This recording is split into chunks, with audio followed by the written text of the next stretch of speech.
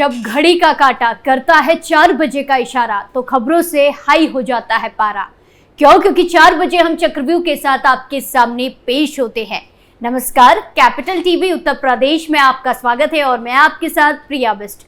आज चक्रव्यूह में सबसे पहले बात सीएम योगी के अखिलेश यादव पर किए गए हमले की, दूसरी खबर मायावती की रणनीति से जुड़ी है, तीसरी खबर सपा नेता के सरेंडर की और आखिर में खबर कानपुर ट्रेन हादसे की। तो चलिए शुरू करते हैं।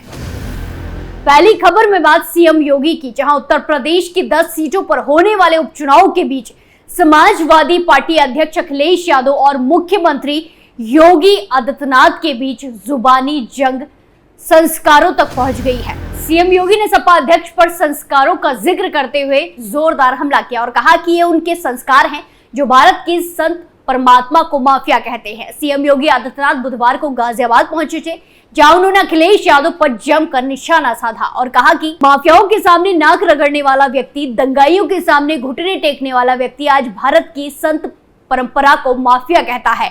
ये उनके संस्कार है। सीएम योगी ने कहा कि अखिलेश यादव में औरंगजेब की आत्मा घुस गई है, जो फिर से उनको हिंदू विरोधी आचरण के लिए उन्हें फिर से प्रोत्साहित कर रही है। सीएम योगी ने आगे कहा कि अगर सपा का सही चेहरा देखना है तो उनका चेहरा वही है जो मदरसा में समाजवादी पार्टी के नेता मोहित खान ने किया है। कन्नौज में इनका एक नवाब सिंह यादव है, उसने भी एक बेटी से ऐसा ही कृत्य किया है।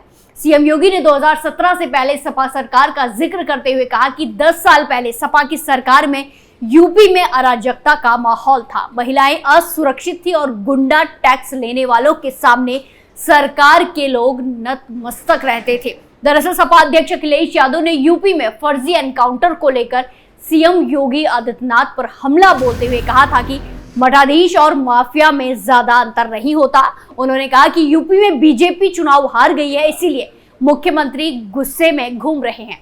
उन्होंने प्रदेश का एनकाउंटर की राजनीति बना दिया है। अखिलेश यादव ने कहा कि नकारात्मक दिल और दिमाग वाले लोग विनाश ही कर सकते हैं, विकास नहीं। जो हार्टलेस हैं उनसे कोई उम्मीद नहीं की जा सकती। अखिलेश के मठाधीश वाले बयान पर साधु संतों ने कड़ी आपत्ति जताई, जिसके बाद यूपी में कई जगह उनके बयान का विरोध देखने को मिला। उनका पुतला तक फूका गया और अब योगी ने जमकर उन पर हमला बोला है। खबरों में आगे बढ़ते हैं। बहुजन समाज पार्टी यानी कि बीएसपी की राष्ट्रीय अध्यक्ष और उत्तर प्रदेश की पूर्व मुख्यमंत्री और पूर्व सांसद मायावती ने गुरुवार को उत्तर प्रदेश की राजधानी लखनऊ स्थित पार्टी प्रदेश कार्यालय में सभी पदाधिकारियों, जिला अध्यक्षों आदि की विशेष बैठक की। इस बैठक में सपा चीफ ने 11 अगस्त को हुई अहम बैठक में पार्टी संगठन की मजबूती और पार्टी के जनाधार को सर्व समाज में हर स्तर पर बढ़ाने के लिए दिए गए जरूरी दिशा निर्देश को प्रगति रिपोर्ट ली। आगे की जरूरत के हिसाब से संगठन में भी जरूरी फेरबदल किए। मायावती ने प्रदेश के ताजा राजनीतिक हालात की समीक्षा में पार्टी कार्यकर्ताओं से कहा कि जनहित और जन कल्याण आदि के ज्वलंत मुद्दों को उठाए।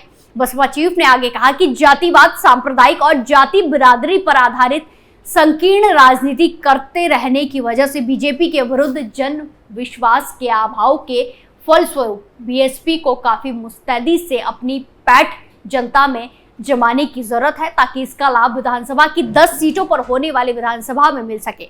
यूपी में होने वाले विधानसभा उपचुनाव में पार्टी के बेहतर रिजल्ट के संबंध में पार्टी की तैयारियों की गहन समीक्षा करते हुए बसपा चीफ ने कहा कि अगर पार्टी के लोगों ने यही जमीनी स्तर पर पूरी ईमानदारी, निष्ठा और मिशनरी भावना से अपना कार्य लगातार जारी रखा तो यूपी के ऐसे गंभीर हालात का भरपूर लाभ बीएसपी को यही तत्काल प्रभाव से आश्वस्त मिल सकता है, अवश्य मिल सकता है। इसके अलावा मायावती ने कहा कि सोचने वाली बात यह है कि जिस प्रकार से कांग्रेस और बीजेपी द्वारा एससी एसटी वर्ग के आरक्षण को धीरे धीरे निष्क्रिय और निष्प्रभावी बना दिया गया है और सरकार में उनके आरक्षित पदों को नहीं भरा जाता है, उसी प्रकार का षड्यंत्र ओबीसी वर्गों के प्रति भी अपनाया जाता है, जिसको रोकने के प्रति संगठित प्रयास जरूरी है। खबरों में आगे बढ़ते हैं, जहां समाजवादी पार्टी के विधायक जाहिद बेग ने भदोही सीजीएम कोर्ट में सरेंडर कर दिया है। उन पर बच्चों से काम कराने का आरोप लगा था। उनके घर से एक नाबालिग लड़की का शव भी मिला था। जाहिद बेग पर आरोप है कि उन्होंने उस लड़की से जबरदस्ती उसकी मर्जी के खिलाफ अपने घर में हेल्पर का काम करवाया, नौकरानी का काम कराया, जिसके बाद अपने हालातों से परेशान होकर लड़की ने आत्महत्या कर ली थी। इसी मामले में उनके बेटे जैम बेग को लड़की को आत्महत्या के लिए उकसाने के आरोप में बुधवार को गिरफ्तार किया गया था, लेकिन तब तक विधायक जाहिद बेग और उनकी पत्नी पुलिस की पहुंच में नहीं आए थे। अब उन्होंने खुद ही सरेंडर कर दिया है।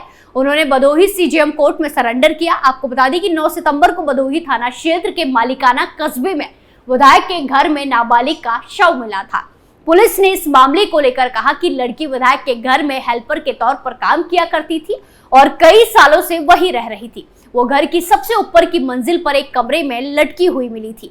पोस्टमार्टम रिपोर्ट में सामने आया कि लड़की ने फांसी लगाई थी। पुलिस अधीक्षक मीनाक्षी कात्यायन ने कहा कि विधायक के बेटे जैम बेग के खिलाफ सबूत मिलने के बाद उसकी गिरफ्तारी की गई।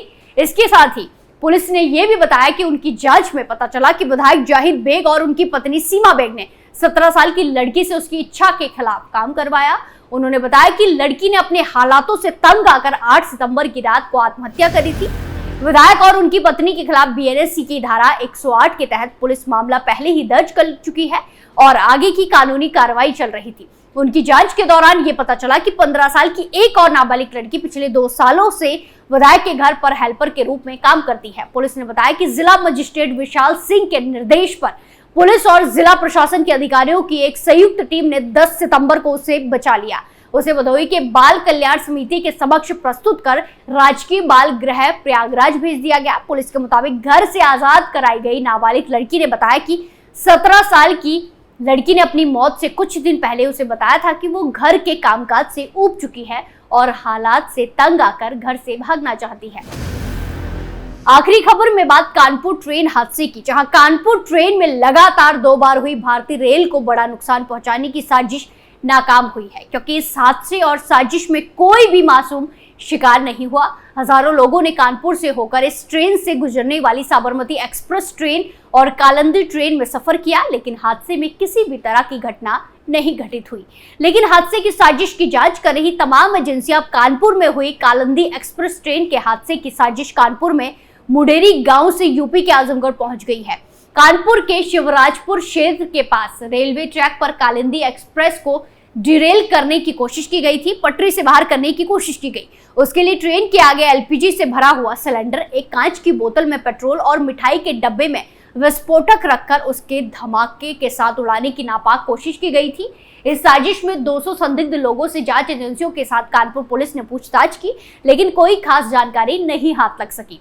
इसी बीच अब हादसे की साजिश के तौर पर यूपी के आजमगढ़ से जुड़ रहे हैं। कानपुर के शिवराजपुर से निकाली गई संदिग्ध मोबाइल लोकेशन से आजमगढ़ में बात किए जाने की बात सामने आई है। खुलासा हुआ है घटना के दिन घटनास्थल के पास से आजमगढ़ में फोन लगाया गया था, लेकिन संदिग्ध मोबाइल नंबर बंद आ रहा है, जिसके बाद जांच एजेंसियों ने जांच तेज कर दी है। वहीं कानपुर में पुलिस कमिश्नर और रेलवे उत्तर मध्य के डीआरएम ने रेलवे ट्रैक के किनारे बसी बस्तियों पर भी योजना बनाई। दोनों ही अधिकारियों ने कई किलोमीटर तक ट्रेन में सफर कर जांच की।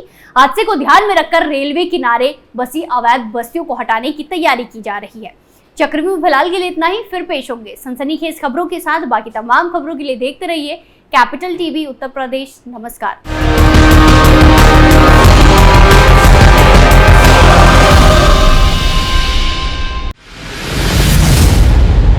मैं राजनीति करता नहीं, पर राजनीति को बहुत गहरे तक समझता हूं। मैं लोगों के बीच रहता हूं, लोगों के मन को अच्छे से जानता हूं।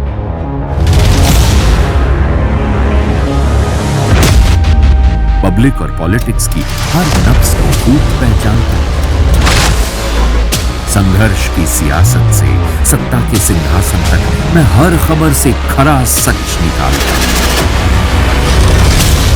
ना कोई दौड़, ना कोई race. Capital TV Uttar Pradesh.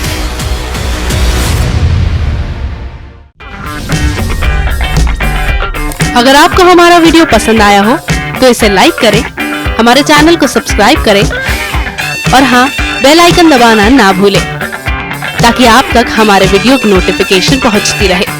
आप अपना सुझाव हमें कमेंट बॉक्स में दे सकते हैं। हमारे साथ जुड़ने के लिए शुक्रिया। अगर आपको हमारा वीडियो पसंद आया हो तो इसे लाइक करें, हमारे चैनल को सब्सक्राइब करें और हाँ, बेल आइकन दबाना ना भूलें, ताकि आप तक हमारे वीडियो की नोटिफिकेशन पहुंचती रहे। आप अपना सुझाव हमें कमेंट बॉक्स में दे सकते हैं। हमारे साथ जुड़ने के लिए शुक्रिया।